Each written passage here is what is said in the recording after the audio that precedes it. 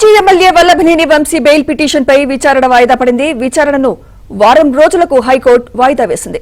స్థలం ఆక్రమణ కేసులో బెయిల్ కోసం వంశీ హైకోర్టును ఆశ్రయించారు. అయితే ఈ కేసులో ప్రభుత్వం నుంచి ఆదేశాలు తీసుకోవాల్సి ఉందని ప్రభుత్వ న్యాయవాది హైకోర్టు దృష్టికి తీసుకువెళ్లారు.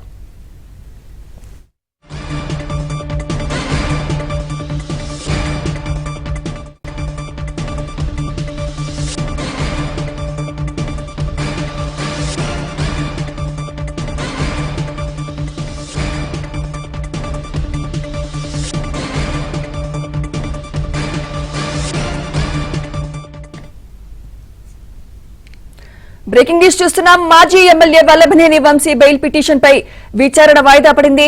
విచారణను వారం రోజులకు హైకోర్టు వాయిదా వేసింది. స్థలం ఆక్రమణ కేసులో బెయిల్ కోసం వంశీ హైకోర్టును ఆశ్రయించారు. అయితే ఈ కేసులో ప్రభుత్వం నుంచి ఆదేశాలు తీసుకోవాల్సి ఉందని ప్రభుత్వ న్యాయవాది హైకోర్టు దృష్టికి తీసుకువెళ్లారు.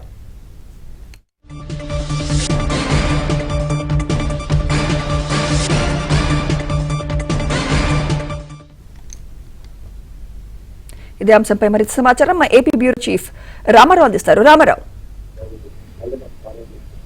సుమిత్ర, వల్లభనేని వంశీ బెయిల్ పిటిషన్ పై ఈ రోజు హైకోర్టులో విచారణ జరిగింది. స్థలం ఆక్రమణకు సంబంధించి తనకు బెయిల్ ఇవ్వాలి అని చెప్పి వల్లభనేని వంశీ హైకోర్టును ఆశ్రయించారు. అప్పుడు ఇప్పటికే ఆ కేసుకు సంబంధించి ఆయన విజయవాడలో జిల్లా జైల్లో రిమాండ్ లో ఉన్నారు. ఈ కేసుకు సంబంధించి తాము ప్రభుత్వం నుంచి ఇన్స్ట్రక్షన్స్ తీసుకోవాల్సి ఉంది అని చెప్పి ప్రభుత్వ న్యాయవాది చెప్పారు. దీంతో కేసు విచారణను వారం రోజుకు వాయిదా వేశారు.